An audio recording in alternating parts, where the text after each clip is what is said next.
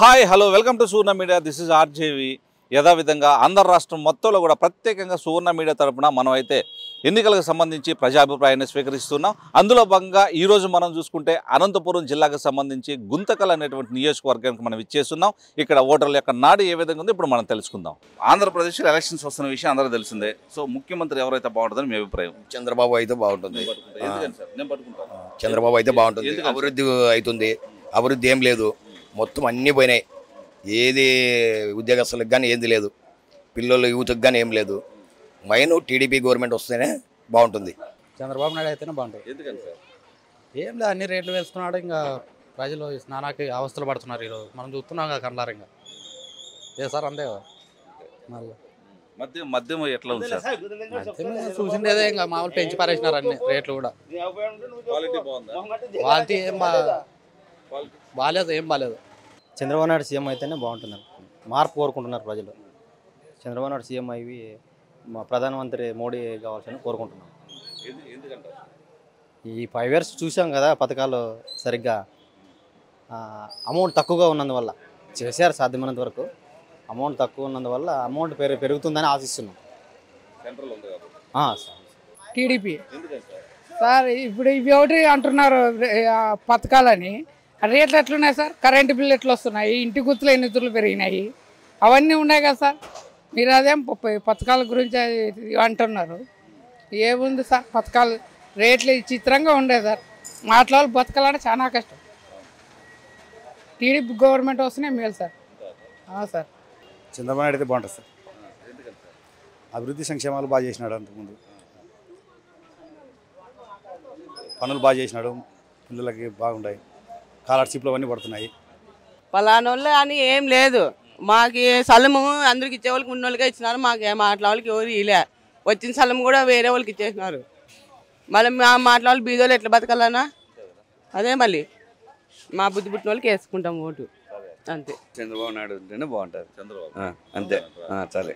ఇప్పుడు ఉండే ప్రభుత్వంలో ఏం గుంటకల్లో కానీ ప్రభుత్వంలో ఏం ప్రైవేట్ సౌకర్యం లేదు, ఏం జాబులు లేవు, ఏం లేవు. నిరుద్యోగస్తులు చాలా మంది ఉన్నారు. ప్రతి ఒక్కరు ఆటో వేసుకొని బతుకుతున్నారు. కానీ పోలీస్ డిపార్ట్మెంట్ మాత్రం మాకు చాలా సహకరిస్తుంది. ఏమంటే మాకు పోలీసులు లైసెన్స్ లేకపోయినా ఆటోకి ఏం లేకపోయినా కానీ పట్టించుకోనుకున్నట్లు బాగా మాకు లైఫ్ ఇస్తున్నారు మాకు మాత్రము. కానీ ఇంత మాత్రము టీడీపీ ప్రభుత్వం వస్తే యాదో మిల్లు తెరిపించి మాకు సిల్వర్ ఫ్యాక్టరీ బంద్ అయింది. ఫ్యాక్టరీలో వర్కర్స్ ఏం పని లేదు. ఒక ఫ్యాక్టరీలో పోతే 10 పోతే 200 రూపాయలు ఇస్తారు. 12 గంటల సేపు డ్యూటీ చేయాలా. అదే బయట బేదర్వని పోయినా కానీ 300 రూపాయలు 600 రూపాయలు ఇస్తారు.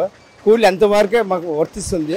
కానీ మాకు మాత్రము టీడీపీ ప్రభుత్వం వస్తే యాదవ్ గుంటకల్ ప్రభుత్వము స్పిన్నింగ్ మిల్లు తెరిపించి ఒక 5,000 మంది పైన బతుకుతారు.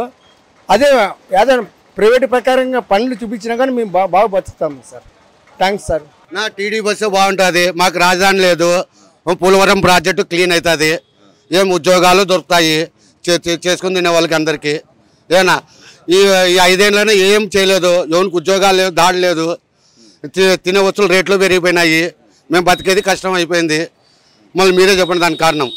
అంటే మీరు పొద్దున లేచినప్పటి నుంచి శ్రమ చేసుకుని కూలి నాలు చేసుకుని బతికేవాళ్ళు ఎట్లాగా ఇప్పుడు ఉన్నటువంటి మీకు వస్తున్నటువంటి ఏదైతే డబ్బులు ఉన్నాయో రోజువారీ కూలి సరిపోతున్నాయా? నిత్యావసర సరుకులు సరిపోతుందన్నా. 200 500 కూలి వస్తే 200 180 రూపాయలు బ్యాలు పోతాయి. 200 రూపాయలు నూనె పోతుంది. ఏది మిలిగేది? కరెంట్ బిల్లు మనమో 600 వచ్చేది, ఇప్పుడు 1200 వస్తుంది. ఏ రకం కట్టాలా? ఏం చేసుకుని తినాలి? కష్టం చేసుకున్న వాళ్ళు. ఉద్యోగస్తులకైతే బాగుంటాయి. వాళ్ళు ఏసీ రూమ్లో కూర్చుంటారు. వాళ్ళు బాగా ఏసీ కార్లో బొమ్మనంగా తిరుగుతారు. సంవత్సరానికి 5 ఏళ్ళకి వస్తే నమస్తే ఓటేని అంటారు. తర్వాత మాకు పెడతారు చొక్క బొక్క. ఏం చేస్తారు ఇంక వాళ్ళు? ఏముండ మాకు బతికేకి ఏది లేదు. మనుషులు మారాలా. ఎప్పుడు డబ్బులు తీసుకోకుండా ఓటేసి మా నాయకుని పెట్టుకుంటారో వాళ్ళైతేనే ప్రజల్ని చూసుకుంటుంది. మిగతా వాళ్ళంతా డమ్మీనే. ఏనా ప్రజలు డబ్బు తీసుకోకుండా న్యాయం చేసి మాకు చేసే వాళ్ళకైతేనే రాజకీయ నాయకులు అవుతారు. ఏం చేస్తావు? ఇంటికి పోతారు, 200 300 చేతులు పెడతారు, ఓటు గుర్తించుకుంటారు అంతే. మళ్ళీ 5 ఏళ్ళ వరకు మాట్లాడరు ఎవరు. ఒక బేల్దారైనా మేస్త్రి అయినా ఎవరైనా కానీ గవర్నమెంటే మారాలా.